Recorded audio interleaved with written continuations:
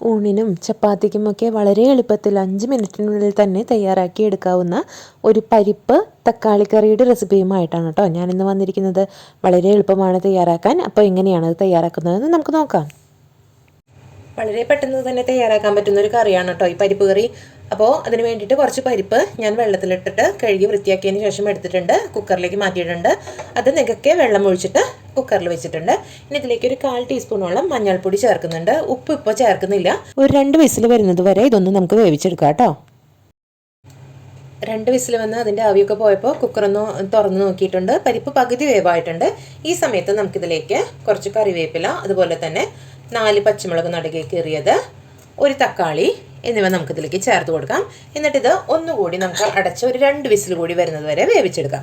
ഈ സമയത്ത് തന്നെ നമുക്കിതിലേക്ക് ആവശ്യത്തിനുള്ള ഉപ്പ് കൂടി ചേർത്ത് കൊടുക്കാവുന്നതാണ് കേട്ടോ. എന്നിട്ട് തന്നെ ഒന്ന് മൂടി വെച്ചിട്ട് നമുക്ക് വേവിച്ചെടുക്കാം. ഇത് വേവിക്കുന്ന സമയം കൊണ്ട് നമുക്കിതിലേക്ക് ആവശ്യമായിട്ടുള്ള അരപ്പ് തയ്യാറാക്കിയെടുക്കാം. കുക്കറിൽ പരിപ്പൊക്കെ നന്നായി വെന്ത് വരുന്ന സമയത്തേക്ക് തന്നെ നമുക്ക് ഒരു മിക്സിയുടെ ജാറിലേക്ക് കുറച്ച് നാളികേരം എടുത്തിട്ടുണ്ട്. അതിലേക്ക് ഒരു 1/4 ടീസ്പൂണോളം ചെറിയ ജീരകമാണ് ചേർത്ത് കൊടുക്കുന്നത്. അതോടൊപ്പം തന്നെ നമുക്കതിലേക്ക് കുറച്ച് ചെറിയ ഉള്ളി കൂടെ ചേർത്ത് കൊടുക്കണം. എന്നിട്ട് ഇതിന് നന്നായിട്ട് നമുക്കതൊന്ന് പേസ്റ്റ് പോലെ അരച്ചെടുക്കാം. ഇപ്പോൾ മൊത്തത്തിലൊരു 4 വിസിലാണ് നമ്മൾ ഈ പരിപ്പ് വേവിക്കാൻ വേണ്ടി എടുത്തിട്ടുള്ളത്. ആദ്യം 2 വിസിലെടുത്തിട്ട് പരിപ്പിനൊന്ന് പകുതി വേവിച്ചെടുത്തു. അതിന് ശേഷം തക്കാളിയും അതുപോലെ പച്ചമുളകൊക്കെ ചേർത്തിട്ട് വീണ്ടും ഒന്ന് വേവിച്ചെടുത്തിട്ടുണ്ട്. ഇപ്പം നമ്മുടെ പരിപ്പൊക്കെ നന്നായിട്ട് വെന്തുടഞ്ഞ് വന്നിട്ടുണ്ട്. ഈ സമയത്ത് നമുക്കിതിലേക്ക് അരച്ച് മാറ്റി വെച്ചിരിക്കുന്ന അരപ്പുണ്ടല്ലോ, അത് നമുക്കിതിലേക്ക് ചേർത്ത് കൊടുക്കാം കേട്ടോ. നാളികേരവും അതുപോലെ തന്നെ ചെറിയുള്ളി, ജീരകം എന്നിവ ചേർത്ത് അരച്ചതാണ്. ഇത് നമുക്കിതിലേക്ക് ചേർത്ത് കൊടുക്കാം. ഒരല്പം കൂടി ചൂടുവെള്ളം ചേർത്തിട്ട് ഇതിനൊന്ന് കഴുകിയിട്ട് ഇതിലേക്ക് ഒഴിച്ചു കൊടുക്കാം കേട്ടോ.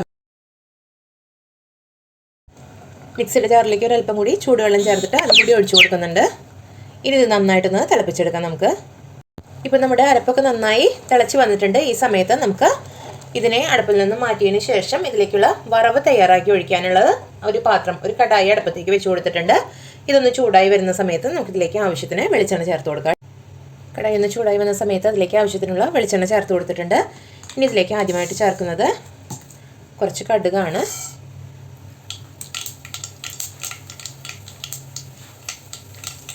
കടുകൊന്ന് പൊട്ടി വരുന്ന സമയത്ത് തീ കുറച്ച് വെച്ചതിന് ശേഷം നമുക്കിതിലേക്ക് 2 വറ്റൽമുളക് കൂടെ ചേർത്ത് കൊടുക്കാം.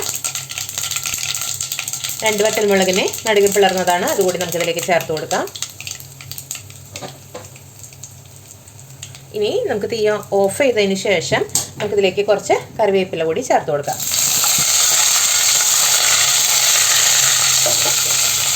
ഇനി ഈ വറവ് നമുക്ക് കറിയിലേക്ക് ചേർത്ത് കൊടുക്കാം കേട്ടോ. അപ്പോൾ നമ്മുടെ അടിപൊളി ടേസ്റ്റിലുള്ള പെട്ടെന്ന് തയ്യാറാക്കാൻ പറ്റുന്ന ഒരു ഒഴിച്ചുകറിയാണിത്. പരിപ്പും തക്കാളിയും തേങ്ങ അരച്ചിട്ട് വളരെ രുചികരമാണ്. അതേസമയം തന്നെ വളരെ പെട്ടെന്ന് തയ്യാറാക്കാൻ പറ്റുന്ന ഒരു കറി തന്നെയാണിത്. നല്ല ടേസ്റ്റിനും ഒട്ടും കുറവുണ്ടാവില്ല. അപ്പോൾ പെട്ടെന്ന് തയ്യാറാക്കാൻ പറ്റുന്ന കറികൾ നിങ്ങൾക്ക് ആവശ്യമുള്ള സമയത്ത് ഇതൊന്ന് പരീക്ഷിച്ച് നോക്കാവുന്നതാണ് കേട്ടോ. അപ്പോൾ ഇതുപോലെയുള്ള ഈസി റെസിപ്പികളുമായിട്ട് അടുത്ത ദിവസം നമുക്ക് വീണ്ടും കാണാം. അതുവരേക്കും ബൈ ബൈ.